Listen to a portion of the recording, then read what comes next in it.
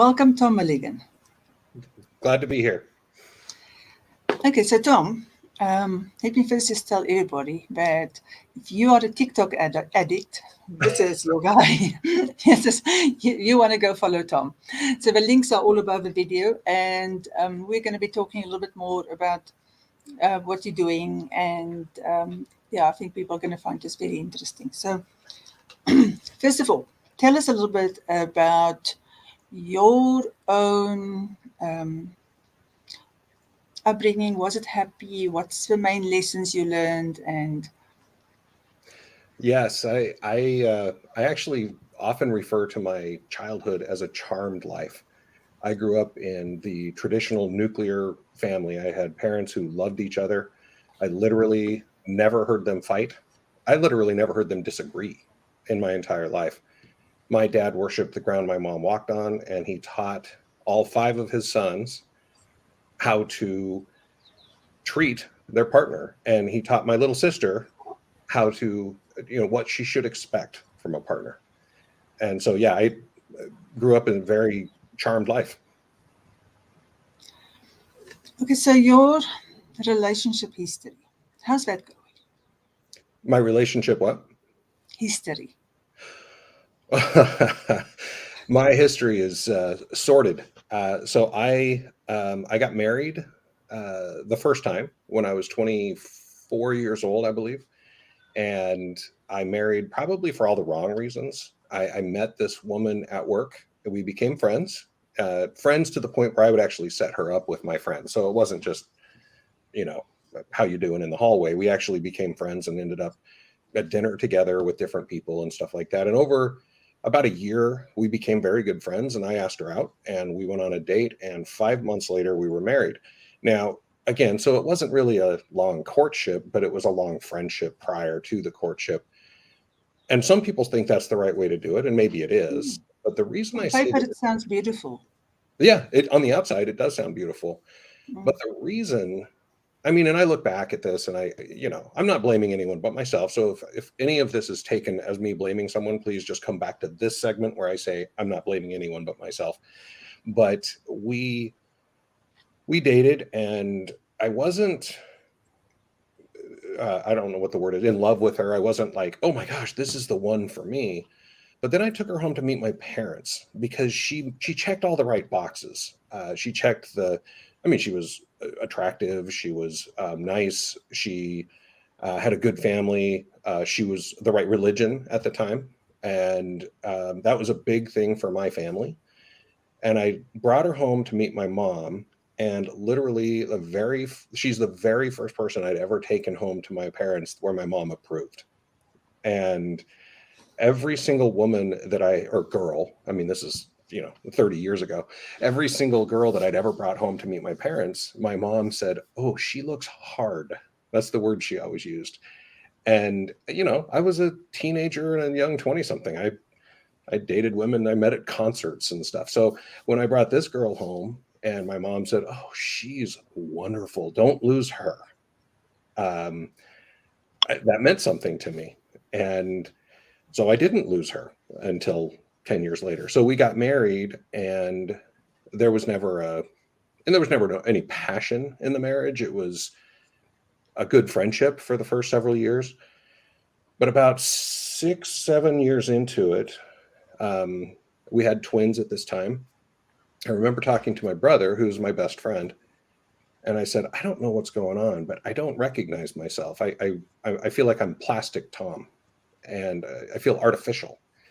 And I recognized then that she had, I don't know, the word oppressed seems a little bit extreme, but she repressed my natural jokester and prankster. And I like to have a lot of fun. And I would joke around with my brothers, for example, and she would say, Thomas, and treat me like a child. And I didn't like that. And I will tell you, that was probably the single biggest complaint or issue that I had in the marriage, because right when we first got married, I think it might have been like the first day we got back from our honeymoon or very shortly after, I get out of the shower, I come walking out into our little bedroom in our first apartment, and there were clothes laid out on the bed for me. And I thought, what the hell? No one's ever done anything like this. And I'm sure she meant it in the nicest possible way. And I said, what's this? And she said, oh, I laid out an outfit for you. And I just remember thinking, okay, first off, guys don't wear outfits. And secondly, I can dress myself. Now, I learned years later. But you said nothing. No, of course not. She Ah, was trying to be nice. I didn't want to. yes. I didn't want to quell her niceness and her attempts to take care of me in the way she thought she needed to. And years after we divorced, fast forward, surprise everyone, we got divorced. But years, yeah, no surprise. Years after, I realized where it all came from, and that was her dad has severe ADD, and so her mother kind of had to treat him like a child in order to just get him through life. Now he's a great man. Don't get me wrong. I'm not saying he's just an incompetent buffoon, but he's easily distracted, and so she kind of had to keep him on task and treat him kind of like a child. And at the time that she and I got married, her brother was 8, her only sibling, and so her entire view of how a woman treats a man is treat a man like a child. They need to be treated like a child. And it drove me crazy. And it took me a long time to understand just how crazy it drove me. And so when I would try to joke with my brothers or my friends, and she would say, Thomas, it's exactly the way my mom used to say it when I was In that same tone. in exactly the same tone. Mm. So And your mom is not sexy. Your wife is supposed to be sexy, and so there's no spark. And so the she was my mother. She in every way. She started making my doctor's appointments, and I mean, she basically started managing my life, which I guess some guys want that. I don't know. No. I don't know. I can only speak for myself. I didn't want that. Okay, you see now, look, I was your wife, not your wife, but I was like your wife because I was married to a guy who lived in Namibia, in the desert. And he would like literally be happy to walk around the whole day in these short shorts with no shirt. And I laid out his clothes on a bed for him. Really? I did. And I did apologize about it too, because I eventually figured out what I was doing. Yeah. But he didn't have that confidence to make decisions. He was avoiding conflict at all costs. He couldn't, because he had ADD, he didn't like being wrong. So lots of stuff going on in the background, always in the relationships. So he didn't like being wrong. So he didn't like, so in a way it was safer for him if I decided, what he's going to be doing next, where we're going on holiday. No matter how heavy the burden was on me, I didn't want it, but he just wouldn't make decisions. So I made them. But the resentment against me grew so much that it eventually, I literally stopped loving me. Mm-hmm. Yeah, I When understand. when I woke up, I apologized, and he wouldn't let me. I said to him, I have to apologize to you because it's never been my business to lay out clothes for a grown man or tell him what he's supposed to have for lunch. Like, you're going like, uh-huh. I Yeah. know the story. He Yes. wouldn't let me apologize. He said, no, no, no, no. You were just being a good wife. I said, no, no, no. My apology is my apology. Do not interrupt my apology. I need to do this. I needed to do it for me, to put myself on notice that it was not my business to parent a grown man. Right. But there are men who parent women too, and there are women who parent women. It's like women who parent women, men. It's just people do this. Right. And People I do think, it. and I know it doesn't come as any revelation to you of all people, but I mean, our entire lives, the way we behave in every relationship, marital relationship, work relationships, friendships, everything, it's a collection of the experiences and scars that we collected as children. And Yeah. like I say, she treated me the way she was taught, Mm. not on purpose by her mother. She was taught how to treat males. as children. That's just what she Yeah. saw, and out Makes of perfect necessity. sense. Yeah. So, I don't blame her. It doesn't mean that I didn't like it. I mean, it doesn't mean that I liked it. It doesn't mean that it was appropriate. But again, I totally understand why she did it.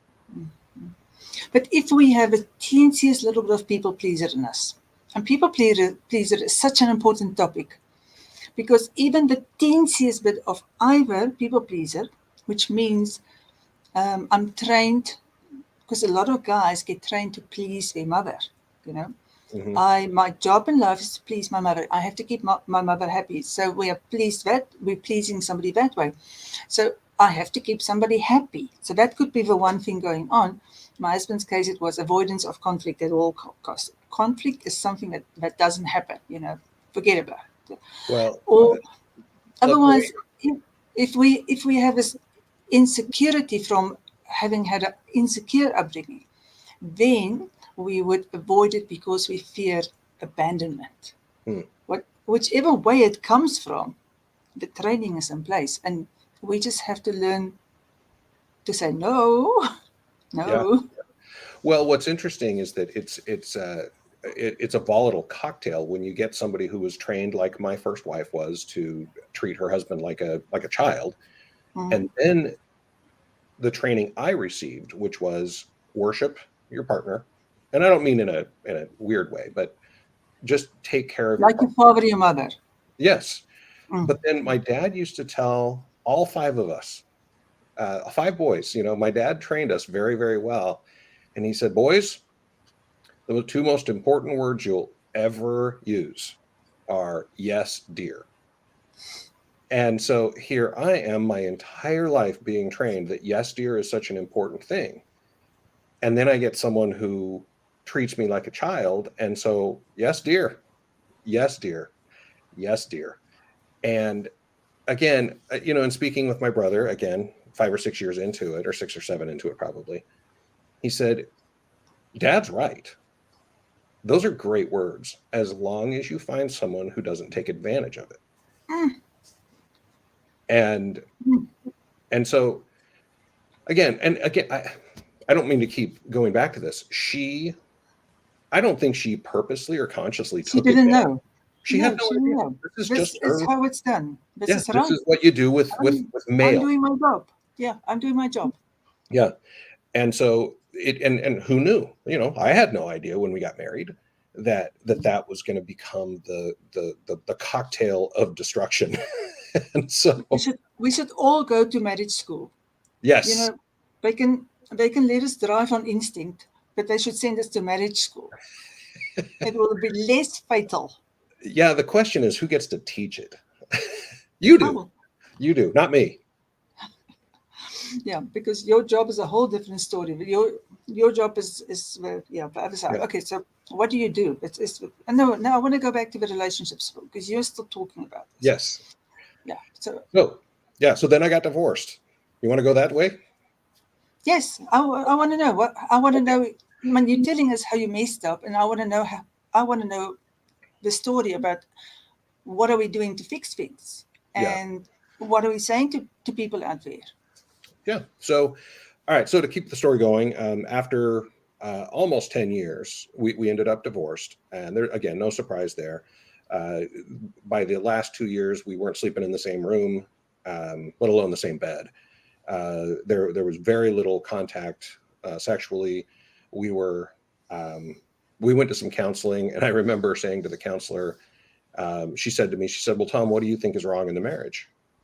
And I said, "It's very simple. It's the 3 F's of marriage. Um, Friends and family is one, finances is another, and sex is the third F." And and I explained that our friends and family, we didn't have any friends, and we stopped hanging out with my family and only spent time with her parents, who are wonderful people, but they're not friends, they're parents. Mm. And we needed to have friends. And then the finance side of it, she grew up very, very poor. And no matter how much money we made, we had to act like we were destitute. And I would go out to lunch once a week, and she thought that was a complete waste of money. And so if I didn't bring my peanut butter sandwich to work, she was just furious. And the sex side, we were every 6 or 8 weeks. And it's just, I'm sorry, it's not enough. I don't care what anybody says, it's not enough. And that's not a man being more horny than a woman. That's just reality. And so we ended up divorced. It took 18 months to get divorced and cost $40,000. And the reason it costs so much is because I think a lot of men have guilt about divorce. And whether they've cheated, whether they're just, I mean, the fact is, we, at least some of us, take it very seriously that when you create a family unit, you keep that family unit intact, and it's kind of your job to protect the family. And when a divorce happens, regardless of the reason, and when we get to my second divorce, we'll talk about that. But regardless of the reason, you take the responsibility, at least to a certain point, on yourself. And of course, it always takes two, blah, blah, blah. But the point is, I think good men, take it harder than others. And of course, you had your mother and your father's directive here. This is the Oh, woman your mother said, yeah, and your dad said, basically, yeah, you're supposed to fix the marriage with this yes dear story. yes, it is. On Yeah, you. exactly. Yeah, it's on you, bud. And so so when we got divorced, or when we were agreeing that we were getting divorced, I made an offer. I said, I will just sign over literally every other paycheck to you until the kids are 18. At this point, we had 3 sons. And I mean, that is the closest thing to 50-50 you're ever going to get. And she came back and said, that's not nearly enough. I'm going to take you for everything. Okay. At that point, what choice do I have but to defend myself? Because I can't, I mean, even if I had offered 60-40, she wouldn't have taken it, clearly. And so then I had to go get an attorney, and we fought. And the bottom line, she got a hell of a lot less than 50-50. She got much less than I had offered. 2 weeks before we signed a final agreement, she came to me and says, I'll take that offer now. I'm like, yeah, the hell you will. Because now I'm vindictive. I wasn't vindictive in the beginning, but I became vindictive because of the defense. Yeah. And so anyway. One does become quite vindictive once you start paying those lawyers' fees. Oh, yeah. Well, and spending 18 months. It's the time is as offensive as the money, because your whole life is wrapped up in this. It's a lawsuit. Yeah, it's toxic. Yeah. So anyway, 18 months later, judge finally finds the paperwork, and in the meantime, I had become very close to a woman that I met at work. And at that point, we had just decided we were going to get married as soon as I was divorced. And she had gotten divorced a year or two earlier, and our kids had gotten to know each other and become very close friends. And so 19 days after the divorce was signed, we were married. And mistake number 1. Okay, not mistake number 1. Biggest mistake of my life so far. And mistake number 202. Right. So I refer mistake because I didn't give myself enough time to figure out who I was. I didn't give myself enough time to really think back on what I could have and should have done differently in marriage number 1. And again, it's not as if 19 days is the only time we were together, but the entire relationship occurred during the 18-month divorce. So she only knew me as this person going through a lawsuit and dealing with attorneys and fighting with my ex. And so she came into the marriage hating my ex-wife and loathing everything about her. And so it really created a toxic co-parenting relationship, at least for the first few years. I mean, things settled down over time, but then things got really crazy because 3 months later, our exes married each other. Interesting. Yeah. So she called me up. My ex called me up one day and said, it's none of your business who I date. And I said, true. Good point. And she said, well, this time it's a little different. I think you need to know about this. Okay. And so she tells me my then current wife's ex-husband's name, which is a very unique name. And I said, I kind of did some mental calculations thinking how many of this person's name could live in Salt Lake City, Utah. And I went, you mean my wife's ex-husband? And she said, yeah. Wow, that is weird. Hey, but whatever floats your boat. Well, sure enough, 2 months later, they're getting married. And so they got married about 4 months after the divorce. And so they'd only known each other for 3 months. And so they made, again, what I think to be a colossal mistake on their side. Who am I to judge? They're still married.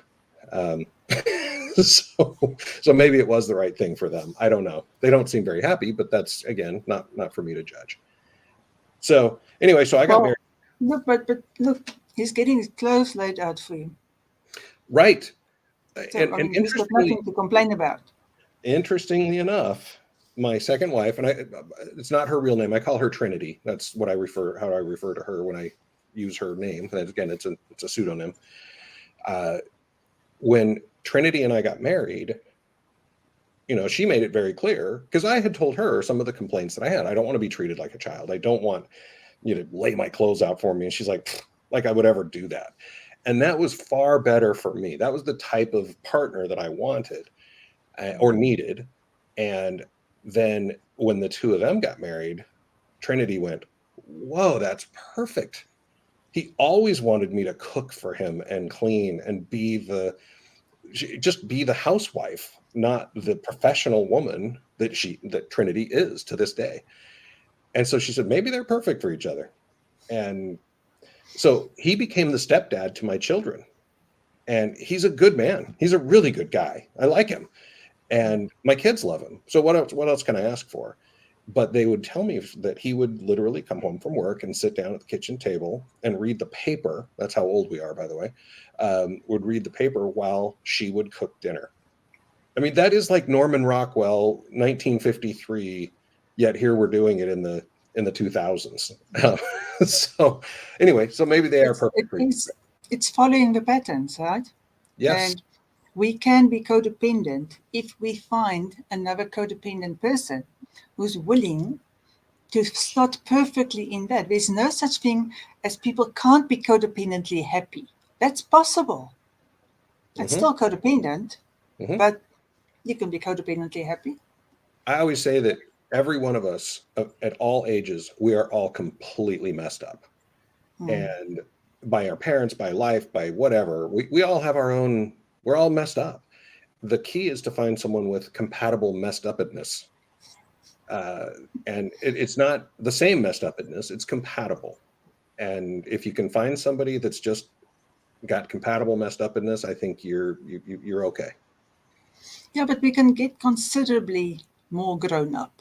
Yeah, sure. Really, we can get more grown up. We can have completely civilized discussions and be our own person and let the other person be their own person and not expect somebody to fix us and not look for somebody who's a project and be fine, Right. And that does take some adult skills to get there. Yeah. Well, so fast forward. So Trinity and I are married. We got married in 2002.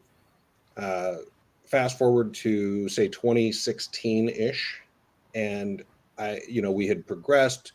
We're both making really good money. We had the greatest life. Tom and Trinity, we were TNT. Everybody wanted to be us. And on the outside, it was great. And quite frankly, on the inside, it was 90% great. And our sex life started out very strong. It was wonderful for the first 6 months or so. And then it just died. And I was, very similar to my first marriage. It was just, you start wondering, is it, am I ugly? Does she hate me? Am I bad in bed? Is she just frigid? All of the different things. And, you try to fix anything you can mentally, physically. I suggested counseling with Trinity. Should we go to a therapist, a sex therapist, a counselor, whatever? And she said, no, all they're going to do is tell us to run a bath, light some candles, and get in the mood. We can try that ourselves. I'm like, okay, so thanks a lot for that. And so we never got any outside help, and it just never got any better. And so I just learned to push that need down in order to save the marriage. It was a every 3 or 4 weeks situation, and you just have to say, okay, well, if I want to stay married, I can't complain, because if I ever complained, it turned into a day-long argument, and it didn't result in anything that I wanted anyway. You know, on the subject of codependency, that very thing is the key mark of codependency. You can stay together if somebody is willing to settle. It's usually both parties are willing to settle in some sort of score, but there's often one who has to settle way, way more than the other one. Mm-hmm. So for codependent relationships to work depends on how willing somebody is to settle. Yep. That's a crappy recipe. Yes, it is. And being one of the main ingredients in one of those crappy recipes really sucks. So anyway, so that went on for years. But again, we had money, we had houses, we had cars, we traveled the world together, and we had everything that anyone could ever want, again, looking in from the outside. Well, in 2015, I've always been fairly politically active. And, but in 2015, here in the US, there was an upheaval happening in my party. And I did not like what I was seeing in the Republican Party. And so I kind of felt almost a calling, which is, this is on me. I felt a calling to defeat Donald Trump. Now, I don't want to make this a political discussion, so anybody that wants to cancel me, go ahead, whatever. I was just not a big fan of Donald Trump. Still am not. And so I felt this calling to try to tell the world how I felt about it, which was not positive. And so I started a Twitter account. I created a different persona on YouTube and Facebook. I started making videos that researched him and basically tried to expose this man. And I admit I became addicted to Twitter. I would spend 6 to 10 hours a day focused entirely on fighting with people on Twitter who I've never met, never will meet, don't even know their real names.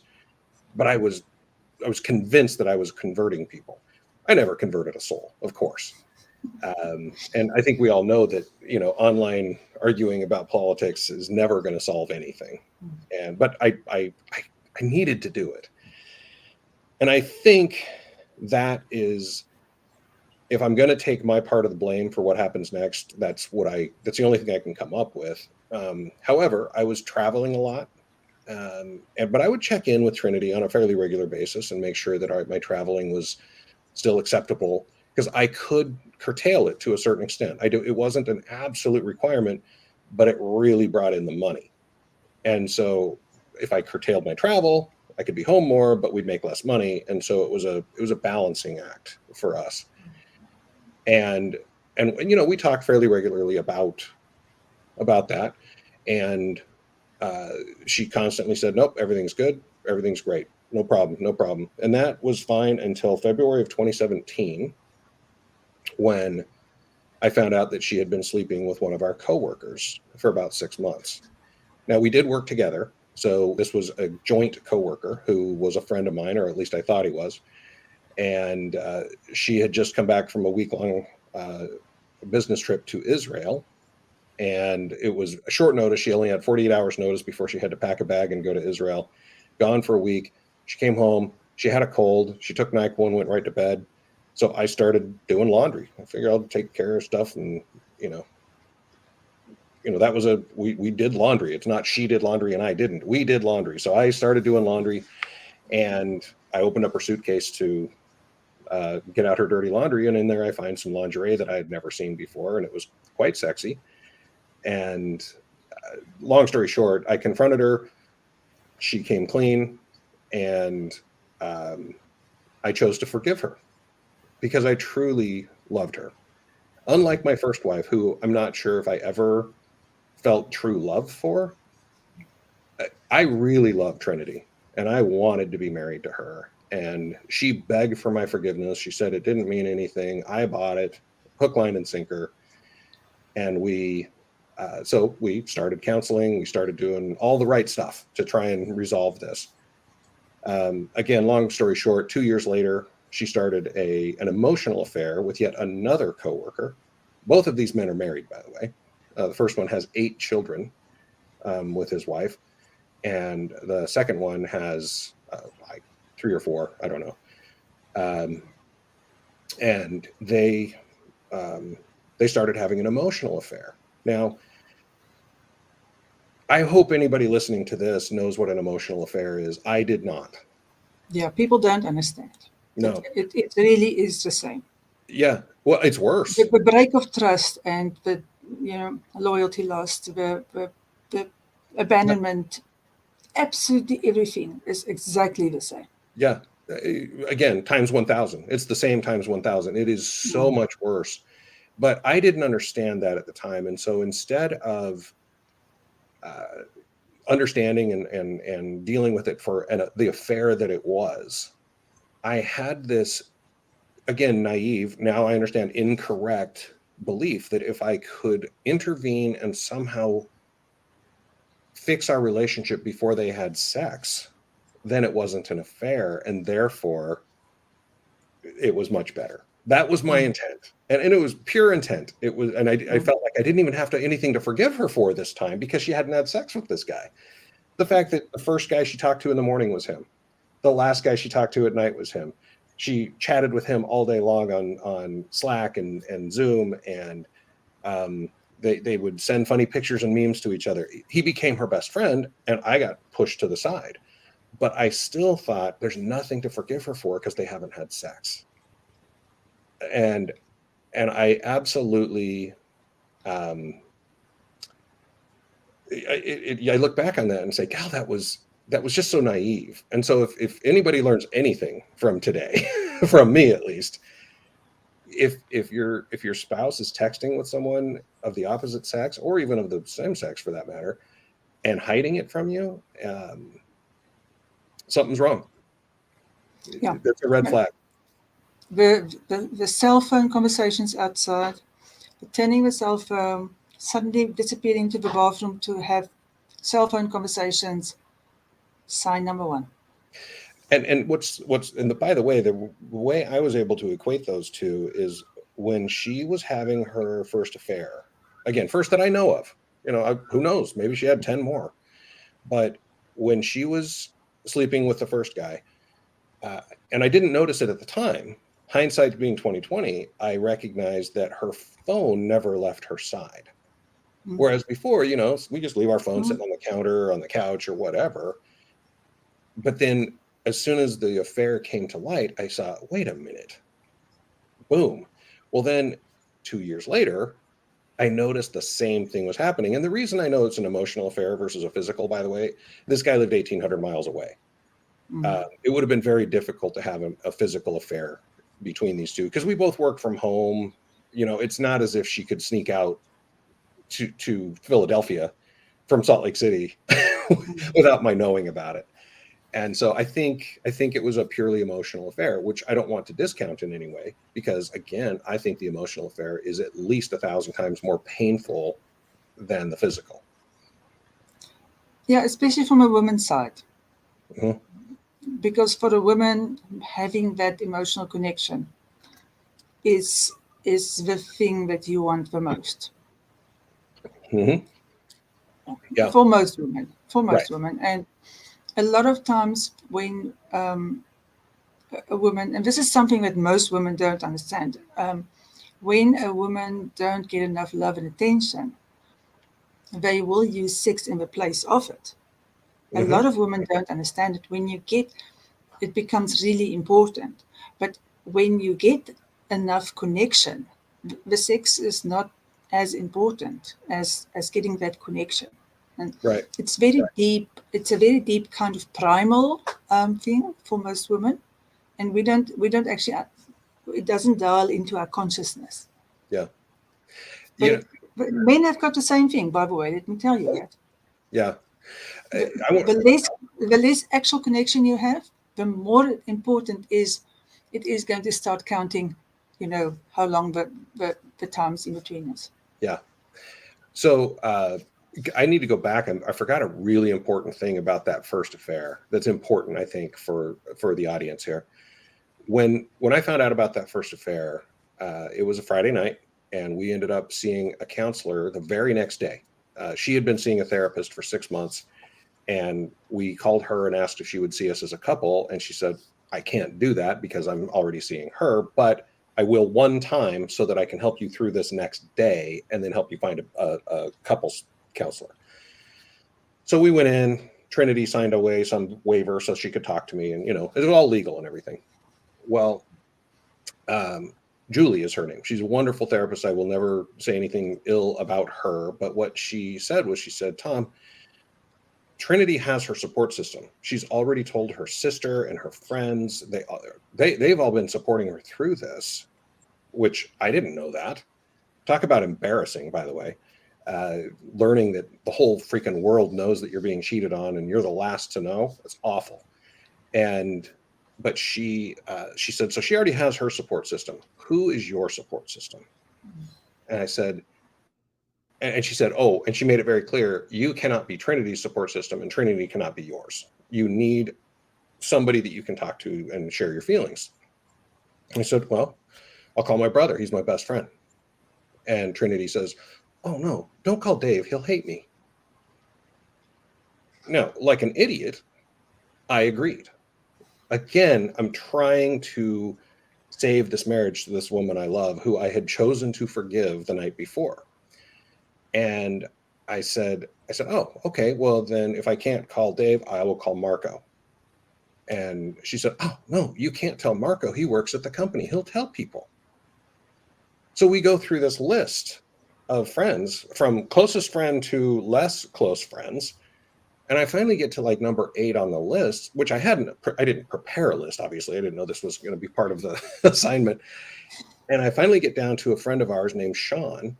And she goes, oh, Sean's perfect. So I settled on Sean. Okay. I went and talked to Sean a couple of days later, and that's the last time we ever talked about it. And so for the next 2 years, I never told a soul other than Sean. And so my mistake was not forgiving her. That was not my mistake. My mistake was allowing her to dictate the terms of that forgiveness. Because quite frankly, I should have called my brother.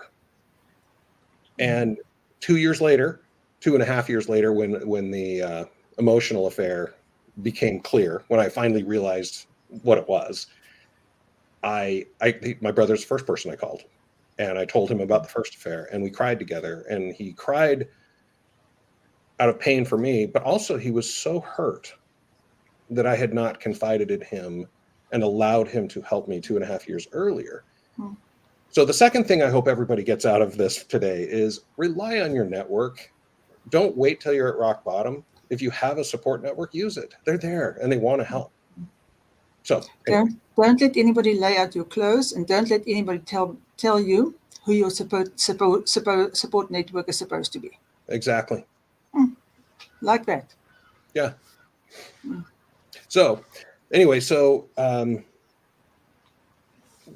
once I realized that she was having an emotional affair, we were sitting there. It was the fall of 2019. I finished up my day, closed my computer down, walked past her office just to stick my head in to say, hey, I'm done. Just letting her know. Okay. And I look in, I noticed that she's been on this Zoom call with who I call Steve, again, a pseudonym, for 2.5 hours. And I stuck my head in, didn't say anything. I just stuck my head in, and all I heard was her telling Steve a very personal story about our marriage. And I'm going, that's not cool. Not cool at all. So I went out, sat on the deck, played with the dogs for an hour, and she came out. So now she's been on this call with Steve for 3.5 hours. She comes out and she goes, hey, how's it going? And I said, well, Trinity, I just got to tell you, I'm just sitting here trying not to be jealous. And she, I don't know if you're going to have to beep this, but I'm going to use bad language. She said, oh, you are so fucking controlling. And I said, what? And she goes, "You don't get to choose my friends anymore." I said, "What are you even talking about?" And she said, 2.5 years ago, you made me break it off with Chris, her previous boyfriend, in order to stay married. And so you chose my friends. I'm like, okay, so the fact that I asked you to break it off with the man you were sleeping with in order to save our marriage somehow makes me the bad guy. And anyway, so we argued for a while that night, and the next day was very awkward. We argued again the next night, and that next day, Friday, I moved out. I went to a hotel. She said, "I need space to think, and if we want to save this marriage, I need space." So I stayed in a hotel for 4 weeks and gave her space. We went out to dinner once or twice, but didn't have a whole lot of contact. And it was 4 weeks in that I realized what was going on. This was not marriage saving activity. This was she needed space to plan her exit, not to save the marriage. And years of feeling like a moron fell upon me. And I realized all of the things that had happened that led up to that moment. And I sat there one night. It was actually November 7th, 2019. A couple of weeks before Thanksgiving here in the US. And I realized that the marriage was over and there was nothing I was going to be able to do to save it. I had started therapy at that point, by the way. I had started meeting with a personal therapist, and Tyler, his name, is a great man. And he said to me, he said, "There may come a point that you have to accept that she doesn't love you anymore. She doesn't want to be married to you anymore, and that nothing you say or do will change that. You have to come to that realization." I didn't want to come to the realization, but that night it just came. So I thought, shit, here I am about to get divorced. I'm this 52-year-old pasty white fat guy that um, going to be a two-time loser, and I was terrified. And then I thought, crap, am I going to go through another 18-month long divorce that's going to cost how much? I mean, I had a lot more to lose this time, I promise. And I thought, you know what? There's got to be a way to do this without paying attorneys. So I stayed up the entire night and I wrote up a project plan. So Trinity is a project manager. That is her trade, and she's the best one I've ever met. And I wrote up a project plan following a template, interestingly enough, that she had shared with me for a work project just 6 months earlier. So I used a project plan and I created a project plan for our divorce. And I didn't share it with her. I didn't tell her I did it because I still had that 1% that we were going to be okay. 2 weeks later, 2 days before Thanksgiving, she said, "We're done. We're not going to be married anymore. I want a divorce." I said, "Are you 100% sure? No take backs. You're not going to call me tomorrow and think about it?" And she said, "Nope, we're done." I said, "Okay, so let me get my laptop." Grabbed my laptop, set it down in front of her and said, "Take a look at this project plan." And she looked it over and she said, "This is fantastic. Where did you come up with this?" I said, "I made it up." She said, "Well, let's do it." She made a couple of small little changes here and there. And because we were able to get past the fact that I had been betrayed twice, I wasn't screaming and yelling. I wasn't vindictive. I was just like, I don't want to spend 18 months of my life and who knows how many thousands of dollars getting a divorce. We were able to get this done. And literally 36 hours later, our entire divorce was settled and we had paperwork ready to file with the courts. And my attorney who drew up the paperwork is the one who said, "Hell, Tom, if you could package this plan up, you could help so many people that don't need attorneys." Again, attorneys have a reason. There's a purpose for them, but it's not for people who can amicably make it through it. So yeah, because people are really hurt, and because they are really hurt, they become really vindictive. Right. Vindictive, in victim mode, blaming, punishing. It's ugly. We turn into 4-year-olds. Exactly. And by the way, if you want to punish your ex, the courts are not the place to do it. No, because you will Mary, be Mary, punished just as yeah, bad. Mary, when you was husband, Right. ex-husband, much more effective. Right. But so we ended up, the judge, of course, sat on the paperwork for a while. So the judge signed the paperwork literally 2 years ago, Monday, Valentine's Day, 2020, as we're recording this.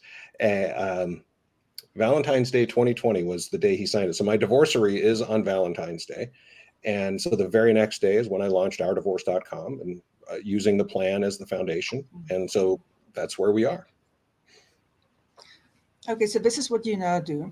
You help people who actually can stay calm and not go into the abyss of victimhood and blame and punishing and retribution. So Right. those are the people you can help. Okay. No, we don't want people to go there. I'm sorry. I don't want you to have that much business, but you know, I don't either. yeah. So we let's go through the big mistakes. So if somebody tries to change anything about you, and they start in the beginning by laying out your clothes or doing stuff like that, and I always use this amazing example of a woman who's done some work and with me, and she started going out on dates. We call it kissing frogs, so that you can Yeah. become discerning and know when to walk away. And so one of the guys that she legitimately walked away from was because he told her she laughed too much. That's the point where you say, I'm sorry if you laugh too much. If if that's a problem for you, then I think don't phone me again. If you can live with it, we can carry on. Like have a boundary quite clear from the beginning and not be so scared that nobody's going to date you ever again. Yeah. Yeah. And so if I lay out your clothes, but I mean, you know what? I am pretty sure that the changes started happening way before you got married to your first wife. The, the editing of Tom. Let's edit Tom. Okay. I'm pretty sure there was little edits Sure. done all along the way, which we don't. When we date, we get to know people, we don't see the little edits. Hmm. We are being edited. And so we've Absolutely. got to be aware of it. Yeah, we've got to be very aware of it. And then when stuff is going wrong, we're not supposed to please forever. We are actually supposed to speak. That's our responsibility. Hmm. Okay. And what else? What else is a big lesson from this? Oh, it's a big lesson. Um, there is a time when your self respect and your love for yourself and your level of self care have to start saying to you, you are not in a place which is healthy for you, and you're not supposed to forgive and repair, considering the damage to you. Right. How's Yeah. that for a big lesson? It's put the mask on before you help others in an Mm, airplane. It's the same mm, concept. You've got to be taking care of yourself first before yeah, you can even try to take care of somebody else. yeah. I will tell Well, you the biggest lesson that I've learned, and it's unfortunately it took me two times to learn this because right after Trinity left, she did move out on the day after Christmas of 2019, and she moved to Philadelphia to be with her boyfriend Steve. And they've bought a house together. Who knows? I think they're happy. Good for them. Great. How long will it last? No one knows. But whatever. She's out of my life. I really do. I hope she's happy. Well, the next mistake I made is that literally a week after she left, I went on a date. I'd been on a couple of dates already after she left, and I met this woman, and she seemed perfect. And I mean, she's attractive, she's independent, she's all the logistics were just great. And we went out and had, at the time, was the best first date I'd ever had in my life. And I was just like, oh my gosh, could it be this perfect that I just go from one to the next? And she texted me, I don't know, a couple of days later and said, Tom, you're a wonderful guy. I had a wonderful time, but you're not even married or you're not even divorced yet. I don't want to be the rebound girl. I deserve better than that. And that just shot my respect for her through the roof, that she cared about herself enough to recognize that. And I mean, I wasn't happy about the fact that she sent me basically a Dear John via text, but my respect went through the roof. I then went on a bunch of dates, and this is already the beginning of the pandemic. So dating in the pandemic was really difficult. So I met in parks, we met in open air places and stuff like that. And so I met a lot of different women, and I learned over the next 6 or 7 months just what I was looking for.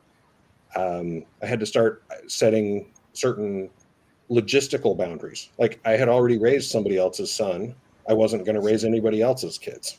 So just things like that. I'm not going to date anybody with young children. And, those are things you don't really think about until you're out there. But so it took me a while to just build the parameters of who I wanted to date. And every time I went on a date, I thought, this isn't Kay. That's what I call her. This woman that I dated back like just a week after Trinity left. And so I just compared everybody to Kay, and I'm just going, this is anyway. So long story short, 8 months after our first date, I texted her and said, I know I didn't like what you said, but I agree with you. I hope that we can at least be friends. It took her 2 months, but she wrote me back and said, let's go to dinner. And so we went to dinner, and we were inseparable after that. So I didn't, and she didn't think it was a rebound at that point because it had been 8 months. I didn't think it was a rebound, but it was a rebound. It was a total rebound. And I don't know what the time frame is. It's more than 8 months to not be considered a rebound. Yeah, I don't know it's if it has nearer to 2 years. Yeah, whatever it has to be. It's certainly longer than 8 months. But we were inseparable. And what's interesting about it is she immediately began changing me. And what I've learned through this is that there's a very fine line between editing, as you put it, versus helping one improve. Because I'm all for improvement, and I'm all for being a better person and having somebody help me become that better person.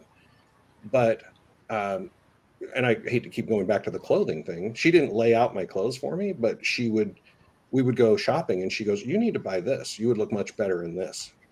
And she never said this in the first part of our dating. I mean, here I'm wearing, this jeans and shoes and shirts and everything. And then when we started getting serious, she would say, oh, those are grandpa jeans. I was like, well, wait a minute. Were they grandpa jeans last week? Why didn't you say anything? And again, you're dating. You don't want to, you don't want to lead with that. It's a first date. Oh, your jeans suck. Obviously, you don't do that. But at the same time, I don't know. There's probably a better way to say grandpa jeans. But again, my entire wardrobe changed over the course of our relationship, which is not a bad thing, because looking back, I'm going, what the hell was I wearing? Yeah, but then it was my hairstyle. Then it was my glasses. It was just little edits. And we were together for basically 10 months. And then one day, she just up and dumped me with no warning, no reason, no nothing. And that was just 5 months ago. Is it 6 months ago now? Yeah, 5 or 6 Yeah, months. but listen, Tom, huge benefit in this because you're not wearing grandpa jeans anymore. Right. So, yeah, I look back on that and say, woohoo, I have better shoes and pants. Okay, so that must have been another painful one. That was a painful one because there was no reason given. No closure. No closure. In fact, what's sad is that the dump, if you will, happened on a Wednesday night, and that previous Saturday, we had planned on doing our normal Saturday, running errands and being a couple, and she said she needed the day alone, which, as a people person, as an extrovert, the idea of spending the day alone is really weird to me. But she's an introvert, and I knew that. And sometimes she just needed time alone, and I get it. I mean, I don't understand it, but I accept it. And so she took the day and went out and did a bunch of shopping and bought a bunch of stuff for our apartment. And it was, and she told me when she left, she said, I don't want you to think this is a big deal. I just need time alone sometimes. And when I get home, please don't grill me like, are we okay? We're great. I just need time. I'm like, okay. And again, I wanted to grill her. I wanted to say, are we okay? But she had told me we're okay. That was on Saturday. Then Sunday night, all the kids came over for a birthday dinner and everything was fine. Then Monday was fine. Tuesday night, we're sitting on the couch looking at RVs because we had talked about buying a travel trailer because we both work from home. We thought, hey, we'll just travel the country and see this beautiful country of ours and work from home. And we're looking at them, we're bookmarking them, we're writing lists of things that we want to do to figure out Wi-Fi and everything. And then Wednesday night, she just says, get the fuck out of my house. And those were the words she used. And I'm like, what happened? What happened? And she said, I can't believe you. I can't believe you would do this. And then she said, get the fuck out. And I'm like, I don't even know what you're talking about. And here I am. I have no idea what happened. And I just think that's cruel, by the way. That's not very mature, but it's also very cruel. Yeah, so tip number 4, don't get into relationships too fast until you can be really by yourself. Tip number 5, make sure you are with somebody who knows how to address a problem. Right. Exactly. Because I would say, if you look for the common denominator, it's that every single time you were with somebody who couldn't address a problem. And then tip number 6, I think we're on number 6 now, make sure, which is the hardest one, which is like near impossible, make sure you're actually with an adult, because adults normally will talk to you, and adults won't need to go and have affairs. They'll be able to talk to you. Adults won't need to change you. They'll be able to let you be who you are. Adults will tell you way before they get to the get the fuck out of moment that, there's something that's big enough for me that I'm considering this, and can you please? Right. Yeah. So, in the end, it comes down to that, make sure you're with an adult, and an adult is somebody who can talk to you. And if you can't, you're in trouble. Because this is the biggest blessing of multiple failed relationships, is that by the time you get to number 3, you can actually start seeing a pattern. I mean, hamster wheel relationships. Yeah. Right? Yeah. And then you can start saying, okay, I want to get off the hamster wheel. So I will tell you the single best advice that I've received, and no offense to you, you've given me some good advice, but the best advice that I've received so far after all this came from a guy named J.D. McCabe. And he's written a book called The Third Gift, My Dance with the Devil and Her Mother. And it's about his crazy divorce. He came on my podcast. I host a podcast called My Crazy Divorce. And his wife tried to kill him. She tried to poison him with arsenic, and then she tried to give him herpes. And then it's a crazy story. And of course, my podcast scratched the surface. The book gives a lot more detail. But at the end of the show, I always do this with every one of my guests. I said, what advice would you give to our listeners? And it has saved me several times already. And so I'm going to give the same advice. He said, preferably before you're in a relationship, not while you're in it, although it's a good thing to do when you're in it, but preferably before you're in a relationship, write 2 lists. The first list is the list of immediate deal killers. If you find this out, you're out right now. And they're usually things that you can find out before you even go on a first date. And then the second list are the must-haves. And the difference is you don't know these things until you've been with this person for a while, generally speaking. And so I that advice hit me so hard that I immediately after that episode, I sat down and I wrote my list of deal killers and must-haves. And it's an evolving list. Um, I add to it, I never take away. Um, but I also try not to make it too complicated. So, for example, I'm not a smoker, and I will never date anybody or be with anybody who is a smoker. And that's just an example of an immediate deal killer. There's just zero chance. And then you put in the things, they can't have small children, the stuff that you will know before you even go out on a first date. I'm not a religious person. And I don't care if somebody is religious. I think that's wonderful if they have a religion and that's part of their faith. But if they are going to try and push it on me, or if that is going to get in the way of our being a couple, that's a deal killer for me. And so there have been several times just that list of, I've got 5 things on my deal killer list. And those 5 things have saved some heartache already, I can tell. And so it's brilliant advice. And the brilliant part of it is really do it when you're not in a relationship. Because once you are inside that relationship, something happens inside us. That thing where, the pleasing part, the fear of abandonment, the self-judgment, I have to fix this. I mean, that's such a powerful one. Yeah. So if you cannot do this in the middle of a relationship, you have to do it stone cold sober. Yeah. Well, I think the other thing is we all see red flags, but when you're in the relationship, somehow we all go colorblind. And yeah, this is what I'm saying. I'm definitely sure that your first wife have been editing way before the clothes appeared on the bed. Way before. Lifting the eyebrows, not laughing so loudly, a little bit more polite than in the end. But it starts early on. Absolutely. Yeah, it's like boiling frogs. You got to start with the lukewarm water and then slowly turn up the heat. Okay, so this has been awesome. I want to thank you for being so transparent. I want to say to everybody, go look. This is like, what would you call the tone of your TikTok? Snarky, entertaining. There you go. Yeah, we try to be inspirational, but have a good time with it. We try to teach lessons without snarky, entertaining inspirations. There you go.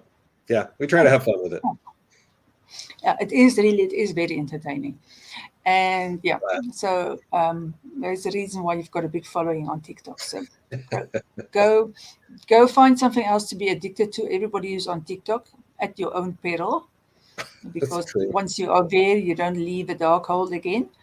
And sign up for a podcast, and please share this. I think everybody should watch this. There is so tiny little pointers, a pointer here, a pointer here, a pointer here, that a lot of people are living with. They don't understand. When I'm living for this, it's spelling disaster. Okay, fine. It's going to be more work for you. It's going to be more work for me too, but we don't like that. We want people to start fixing their own mistakes. Absolutely. I want everybody's marriage to be successful. I don't ever want them to be my customer. But if you need to be my customer, I'll be here for you. Yeah, I feel the same. But these things, being aware when something is not on, we've got a blind spot. We don't know when things are not on. We just go through it and try and fix it and make it our responsibility. So there's a lot of pointers here about things that are not on. Yeah. And when you pay attention to it and you do it early enough, then you can actually still fix it and have a better relationship than you've ever had. Now, I see that miracle, I see very often. So it is really worth paying attention to what's not on. Yes. I want to thank you so much for being honest, for bringing it. You really brought it. Oh, my pleasure. Yeah, and I know I can always go to TikTok when I need a bit of entertainment. Entertaining, snarky, inspiration. Everybody please share, and see you in the next one.